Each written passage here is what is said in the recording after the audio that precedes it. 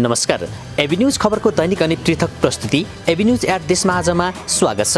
साना खबर या ठूला खबर जसले समाजलाई सकारात्मक दिशातर्फ डोर्याउँछ या त्यस्ता खबर जसले सम्बन्धित पक्षलाई सचेत बन्न खबरदारी गर्छ। खबर हरपल अनि निरन्तर देशैभर भएका खबरदाताहरूको सामूहिक प्रस्तुति एबी न्यूज एट देशमा आजलाई आउनुहोस्। सुरु गरौँ।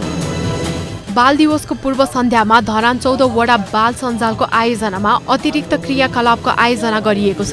धरान 14 विजयपुरको दन्तकाली माविको प्राङ्गणमा आयोजना भएको सो कार्यक्रमको संयोजन धरान उपमहानगरपालिका 14 नम्बर वडा समितिले गरेको हो। कार्यक्रममा नृत्य, वक्तृत्व कला र चित्रकला लगायतमा प्रतिस्पर्धा गरिएको थियो। बालबालिकाको बाल अधिकारको विषयमा जानकारी होस् र बालबालिका भित्र रहेका प्रतिभा प्रस्फुटनको माध्यमको रूपमा कार्यक्रम आयोजना गरिएको थियो। बालबालिकाका लागि नेपाल सरकारले धेरै अधिकार दिएको भए पनि सो सम्बन्धी जानकारी नभएको 14 नम्बर वडा समितिका अध्यक्ष कृष्ण प्रसाद भट्टराईले बताए। उनले बालबालिकाको वृद्धि विकासका लागि नेपाल सरकारले वडा कार्यालय मार्फत बजेट छुट्याए पनि त्यो सम्बन्धी बालबालिकालाई जानकारी नै नभएकोले छुट्याएको बजेट मार्फत रचनात्मक कार्यक्रम गर्न सकिने बताए।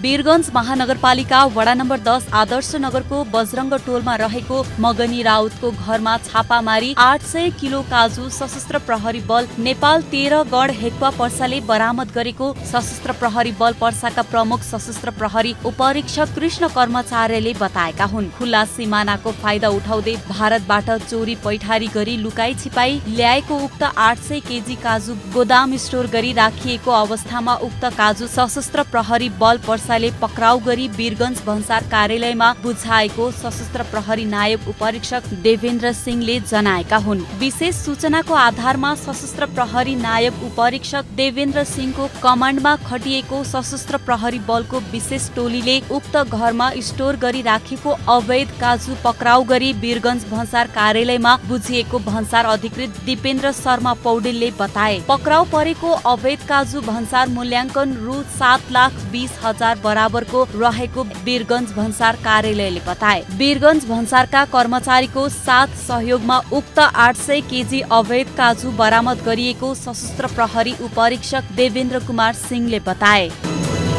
त्रिपुरा सुन्दरी नगरपालिका 1 वडा कार्यालयले सुत्केरी आमाहरूका लागि 1 क्यारेट अन्डा र 2 पोका तेल वितरण गरेको छ। स्वास्थ्य चौकीमा नआई घरमै सुत्केरी गराउने महिलाहरूको संख्यामा न्यूनीकरण गर्ने उद्देश्यले सुत्केरी आमाहरूलाई अन्डा र तेल वितरण गरिएको वडा नम्बर 1 कार्यालय त्रिपुरा कोटले जनाएको छ। नियमित स्वास्थ्य परीक्षण गराएर अस्पतालमै शिशु जन्म दिने सुत्केरी आमा र नवजात शिशु दुवैको स्वास्थ्य पोषणका लागि नयाँ आर्थिक वर्षको साउनदेखि अस्पतालमा सुत्केरी गराएका आमाहरूलाई मात्र उनीहरूको मध्यनजर गरी क्षमता वृद्धि गर्न तेल र अन्डा वितरण गरिएको स्वास्थ्य चौकी इन्चार्ज शान्ति रावलले बताइन्।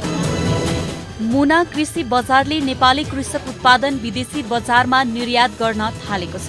यसले कृषि कार्यमा लागेका किसानलाई हौसला बढाएको छ। केही महिना अगाडिदेखि विदेशी बजारमा नेपाली तरकारी फलफुल निर्यात गर्न थालेको मुना कृषि बजारले सोमबार पनि देशका विभिन्न ठाउँमा उत्पादन भएका तरकारी फलफुल कतार पठाएको छ। मुना बजारका प्रबन्धक सीता पाण्डेले नेपाल एयरलाइन्सबाट अकबरे खुर्सानी, सेवी, तामा, फर्सीको कैडा, काँक्रा, भान्टा, जुम्लाको स्याउ लगायतका तरकारी फलफुल गरी करिब 3000 केजी कतार पठाएको बताइन्। मुना बजारले नेपाली तरकारी फलफुल विदेश निर्यात गरेको यो 16औं पटक हो। मुना बजारका अध्यक्ष युवराज गुरुङले विदेशमा नेपाली तरकारी फलफुलको राम्रो माग भएको बताउँदै केही बजार मूल्य र गुणस्तरमा समस्या पनि रहेको बताए। विदेशी बजारमा नेपाली कृषि उत्पादनको माग हुनु नेपाली किसानका लागि धेरै महत्त्वपूर्ण विषय हो। कृषि पैदावारबाट राम्रो आमदानी लिन सकिन्छ भन्ने यो उदाहरण हो। यसका लागि निरन्तर गुणस्तरीय वस्तु उत्पादनमा जोड दिन पनि उत्तिकै आवश्यक छ। सरकारले पनि विदेश निर्यातमा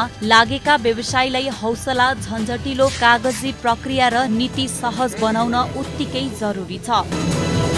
झापाको बिर्तामोड 4 मा मुख्य कार्यालय रहेको सिमरिक बचत तथा ऋण सहकारी संस्थाले चालु आर्थिक वर्ष 2080-81 को भदौ 15 गतेसम्ममा 92 जना शेयर सदस्य तथा तिनका परिवारलाई 8,44,600 रुपियाँ उपचार सहयोग राहत रकम प्रदान गरेको छ। झापा, मोरङ, इलाम र पाँचथर जिल्लाका 50 वटा सेवा केन्द्रहरूबाट भइपरि आउने तथा विभिन्न रोगहरूबाट बिरामी भई उपचार गराइरहेका सदस्यहरूलाई राहत कोष अन्तर्गत औषधि, सुत्केरी, शल्यक्रिया, कर्जा, मिनाहामा राहत प्रदान गर्दै आएको संस्थाका कार्यकारी प्रमुख कमल बस्नेतले जानकारी दिए। संस्थाले गत आर्थिक वर्ष 2079-80 मा 1353 जना शेयर सदस्य तथा तिनका परिवारलाई 1,42,42,000 रुपैयाँ उपचार सहयोग राहत रकम प्रदान गरेको उनले बताए।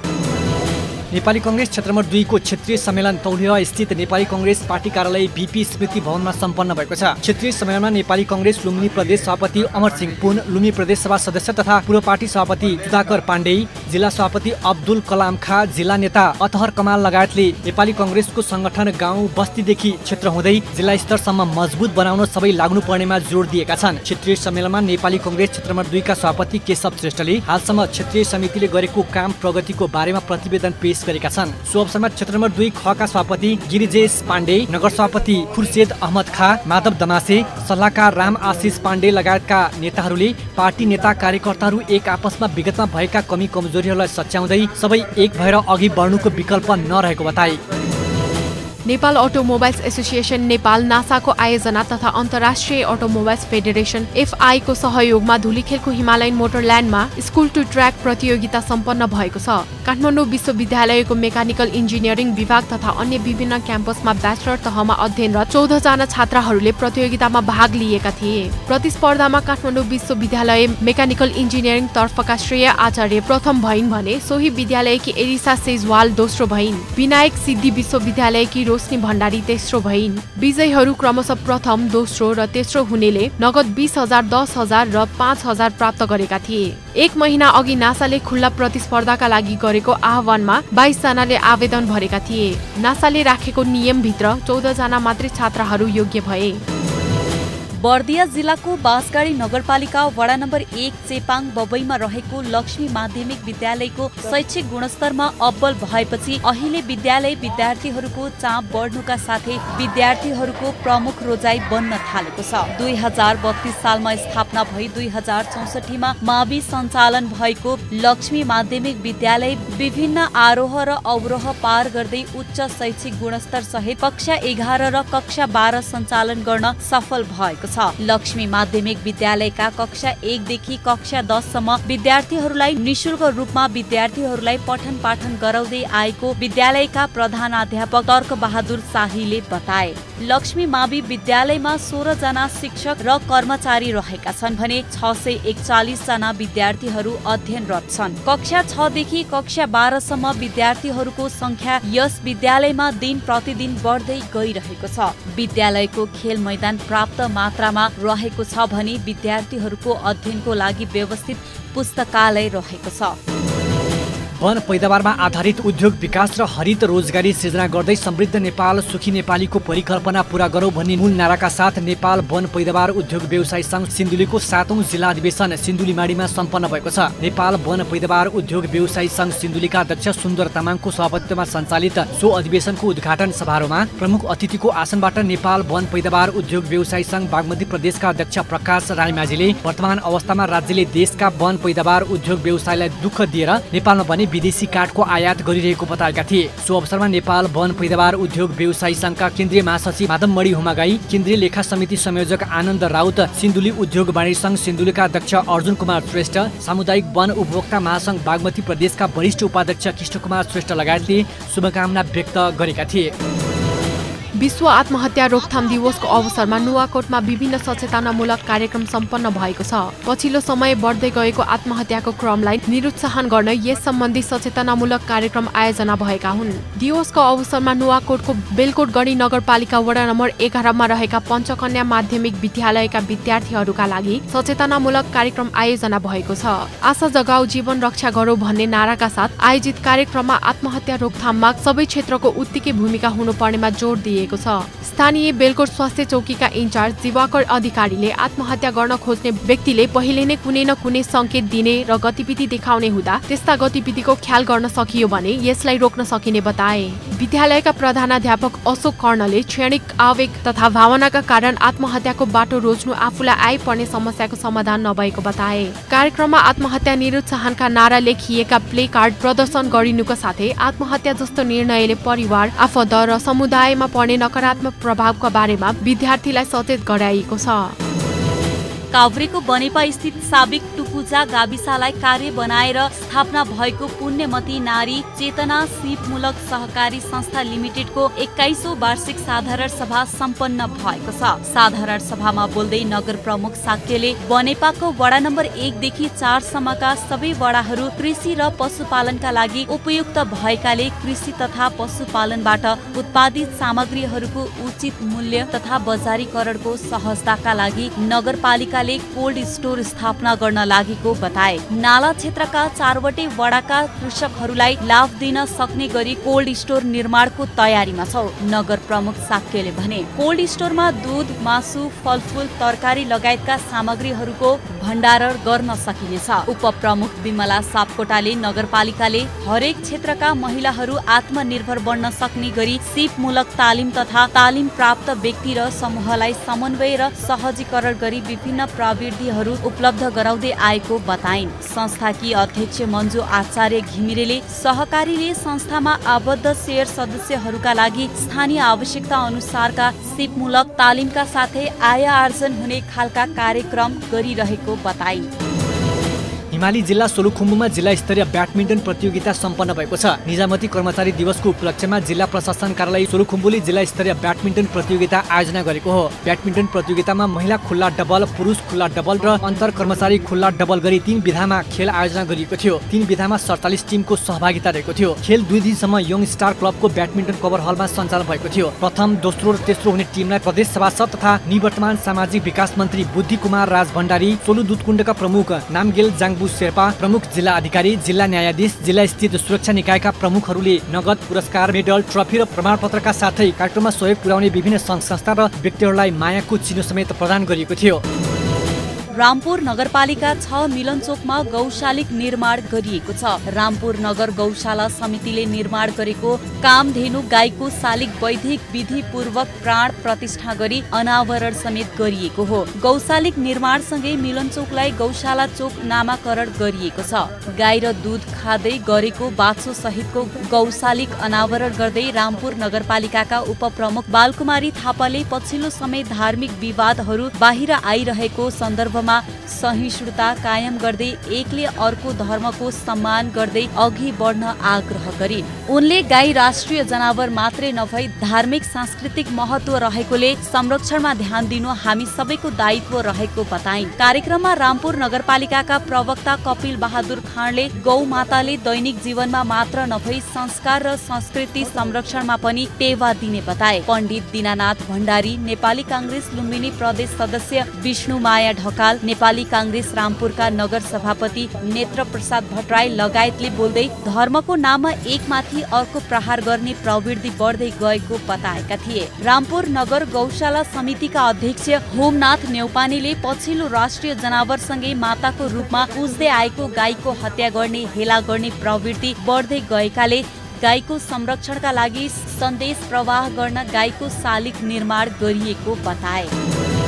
पर्वतको फलेवास नगरपालिका प्रवक्ता एवं वडा 4 मुडी कुवाका वडा अध्यक्ष अच्युति तिवारीले आफूले राज्यबाट पाउने सुविधाले गरिब विपन्नलाई खाद्यान्न वितरण गरेका छन्। चाडबाडको मुखमा वडाको सुकुम्बासी माझी बस्तीमा पुगेर खाद्यान्न वितरण गरेका हुन्। चाडबाडका नाममा महिनौ अगाडिदेखि दर खाएर हिँड्नु भन्दा खान नपुग्ने विपन्नलाई खाद्यान्न बाँडेर चाडपर्व मान्न सहयोग गरेका हुन्। तीजको अवसरमा माझी बस्तीमा पुगेर चामल, दाल, नुन, तेल, साबुन लगायतका सामानहरू वितरण गर्दै तिवारीले पर्व मान्न समस्या भएका वडावासीहरूलाई आफूले सहयोग गरेको बताए। तीजको मुखमा आएर आफूहरूको गर्जो टारिदिएको भन्दै स्थानीय सुमित्रा माझीले वडा परिवारलाई धन्यवाद दिएकी हुन्। सामुदायिक वनमा 6 घर दूरीमा 30 जनाको संख्यामा बसोबास गर्दै आएका सुकुम्बासी माझीहरू मजदुर गरेर दैनिकी गुजार्दै आएका छन्। एकीकृत कृषि तथा पशुपक्षी विकास कार्यालय बर्दियाले वार्षिक कार्यक्रम सार्वजनिकरण गरेको छ। कार्यालयको आर्थिक वर्ष 2080-81 का लागि बर्दियामा 10,75,46,000 को वार्षिक बजेट रहेको सार्वजनिक गरिएको हो। सरकारले आगामी वर्षको बजेट भन्दा यस वर्ष बर्दिया जिल्लामा करिब 2 करोड बजेटको सिलिङ घटाएको कार्यक्रममा जानकारी गराइएको छ। एकीकृत कृषि तथा पशुपक्षी विकास कार्यालय बर्दियाका प्रमुख सागर ढकालले प्रयोगशाला उपकरण तथा प्राविधिक सेवाका लागि कुल कृषि यन्त्र उपकरण सामग्री खरिदका लागि 3,40,000 बजेट रहेको जानकारी गराए। प्रमुख ढकाली कृषि उत्पादन प्रतिफलमा आधारित प्रोत्साहन अनुदानका लागि 50 लाख र स्थानीय तहसँगको सहकार्यमा करार खेती कार्यक्रममा निरन्तरता दिँदै 30,08,000 रकम खर्च गर्ने लक्ष्य लिएको बताए। गुलरिया नगरपालिकाको क्षेत्रभित्र बेसार प्रशोधन केन्द्र स्थापनाका लागि 25 लाख बजेट पास भएको ढकाली कार्यक्रममा जानकारी दिए। यसैगरी कार्यालयले बढिया ताल र बाँसगढीमा पशुपन्छी जन्य उपज भण्डार तथा बजारीकरण पूर्वाधार सहयोगका लागि 30 लाख बजेट स्वीकृत गरेको छ।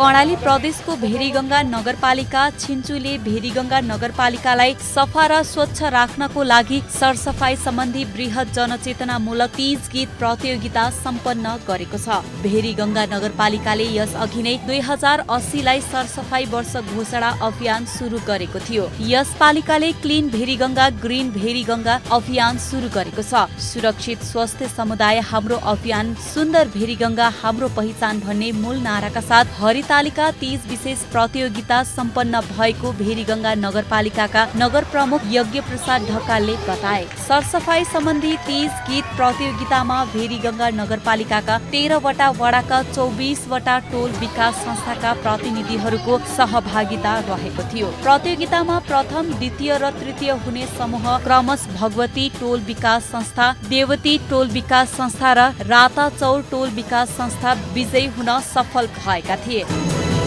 झापाको बिर्तामोड 1 स्थित मनोकामना विद्यालयले प्राविधिक शिक्षा विद्यार्थीलाई दिन सुरु गरेको छ। विद्यालयले कक्षा 8 र 9 का विद्यार्थीको क्षमता अभिवृद्धि गर्ने उद्देश्यले इलेक्ट्रिसियन, प्लम्बिङ, मोटरसाइकल मर्मत, ब्युटिसियन, वेल्डिङ तथा कन्स्ट्रक्सन निर्माण सम्बन्धी महिनामा 1 दिन प्राविधिक शिक्षा प्रदान गर्न सुरु गरेको जनाएको हो। किताबी ज्ञान मात्र नभएर विद्यार्थीको क्षमतामा निखार ल्याउँदै सामान्य आफ्ना लागि आवश्यक काम आफैले गर्न सक्ने गरी दक्ष बनाउन प्राविधिक शिक्षा सुचारू गरिएको विद्यालयका प्रधानाध्यापक केशव ढुङ्गालाले बताए। प्रधानाध्यापक ढुङ्गानाका अनुसार विद्यार्थीहरूलाई ब्युटिसियन अन्तर्गत हेयर केयर, स्किन केयर र मेकअप सम्बन्धी कुराहरू सिकाइनेछ। बुक फ्री डे अन्तर्गत महिनामा 1 दिन कक्षा 8 र 9 मा अध्ययनरत विद्यार्थीलाई 14-14 समूह बनाएर प्राविधिक शिक्षा दिन थालिएको हो। बाँकेको रान्जामा रहेको श्री वज्रदल गढमा सञ्चालन गरिएका तालिम सम्पन्न भएको छ। सैन्य आधार तालिममा सहभागी 95 जना सैन्य जवानहरूलाई श्री वज्रदल गढ इमाम नगर रान्जाले दीक्षान्त समारोह गरेको हो। सैन्य आधारमा तालिममा प्रदेश नम्बर 5 बाट 18 जना, प्रदेश नम्बर 6 बाट 27 जना र प्रदेश नम्बर 7 बाट 50 जना गरी 95 जना सहभागी भएका थिए। आदिवासी जनजाति कोटाबाट 16 जना, दलित कोटाबाट 5 जना, पिछडिएको कोटाबाट 10 जना र खुल्ला कोटाबाट 64 जनालाई सैन्य आधार तालिममा समेटिएको थियो। 2079 कार्तिक 1 गतेदेखि सञ्चालन गरिएको सैन्य आधार तालिम झण्डै 9 महिनाको कठोर तालिम पश्चात दीक्षित गरिएको हो। दीक्षान्त कार्यक्रमलाई सम्बोधन गर्दै श्री नम्बर 4 बहिनी अड्डा रान्झाका बहिनीपति सहायक रथी प्रकाश थापाले कर्तव्यपरायण, इमानदार, वफादार, अनुशासित र पेशागत दक्षताले निपुण 95 जना योग्य नेपाली नागरिकलाई कर्मठ तथा दक्ष सिपाहीको रूपमा रहेर राष्ट्र सेवकको लागि तैनात हुन तयारी गरिएको बताए। नेपाल 10 नामी समाज झापाको आयोजनामा तीज मिलन कार्यक्रम भएको छ। नेपाली महिलाहरूको महान पर्व तीजको अवसर पारेर सोमबार समाजले झापाको बिर्तामोड 2 स्थित चारपानीको परशुराम पार्टी प्यालेसमा तीज मिलन कार्यक्रम गरेको हो। कार्यक्रमकी संयोजक पार्वती गिरीको अध्यक्षतामा भएको कार्यक्रममा ज्येष्ठ महिला सदस्य मनमाया गिरीको प्रमुख आतिथ्यता रहेको थियो भने समाजका केन्द्रीय संरक्षक भरतलाल गिरीको विशिष्ट आतिथ्य रहेको थियो। तीज मिलन कार्यक्रमका लागि समाजका झापाका प्रत्येक पालिका 10 नामी बन्धुहरूको बाहुल्यता रहेको ओम नमः शिवाय साकोस जिल्ला समितिका पदाधिकारी तथा सदस्यका साथै विभिन्न 10 नामी बन्धुहरूले आर्थिक सहयोग गरेको तीज मिलन कार्यक्रमकी संयोजक पार्वती गिरीले जानकारी दिइन्। कार्यक्रममा केन्द्रीय संरक्षक तथा कार्यक्रमका विशिष्ट अतिथि भरतलाल गिरी, झापा अध्यक्ष केदार गिरी लगायतले शुभकामना मन्तव्य राखेका थिए। हिन्दू नारीहरूको महान पर्व तीज नजिकिएसँगै नुवाकोटका विभिन्न सङ्घ संस्थाले तीज विशेष कार्यक्रम आयोजना गरेको छ। यस कार्यक्रममा नेपाली काङ्ग्रेस नुवाकोटले विदुरमा तीज विशेष कार्यक्रम सम्पन्न गरेको छ। तीज पर्वको अवसरमा काङ्ग्रेसको पार्टी तथा भातृ संस्था लगायत पेशागत संस्थाका महिलाहरूलाई सामूहिक भेटघाट गराउने उद्देश्यले कार्यक्रम आयोजना भएको हो। कार्यक्रममा अर्थमन्त्री डाक्टर प्रकाश शरण महतले आधुनिकतालाई अँगाल्दै आफ्नो सरकार र संस्कृतिको संरक्षण गर्ने अभिभार अहिलेको पुस्ताका नारीमा रहेको बताए। पछिल्लो समय समाज परिवर्तनशील हुँदै गएको भन्दै विकासको अगुवाई महिलाहरूले गर्नुपर्ने डाक्टर महतले बताए। कार्यक्रममा बागमती प्रदेशका आर्थिक मामिला तथा योजना मन्त्री बहादुर सिंह लामा, प्रदेश संसद एवं काङ्ग्रेस नुवाकोटका सभापति रमेश कुमार महत लगायतले तीज पर्वले नेपाली नारीहरूमा भावनात्मक एकता कायम गर्दै आएको बताए। तीज विशेष सांस्कृतिक कार्यक्रममा राष्ट्रिय र स्थानीय कलाकारहरूले विभिन्न सांगीतिक प्रस्तुति प्रदर्शन गरेका थिए।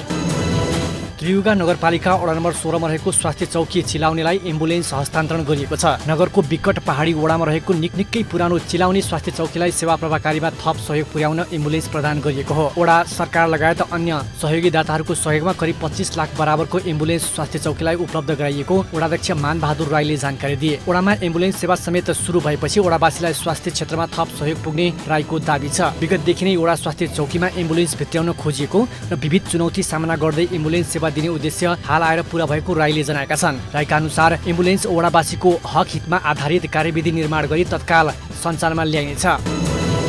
देशकै खबर अनि खबरभित्रको खबर खोज्ने हाम्रा संवाददाताहरूको सामूहिक प्रस्तुति एभिन्यूज एट देशमा आजमा हामी त्यस्ता खबरलाई स्थान दिन्छौँ जुन खबर ओजेलमा परेको छ र बन्न सक्छ खबर। एभिन्यूज एट देशमा आजलाई यति नै। भोलि फेरि देशैभरका खबरका साथ उपस्थित हुने नै छौँ। खबरभित्रको खबरका लागि हेर्दै रहनुहोला एभिन्यूज खबर। नमस्कार।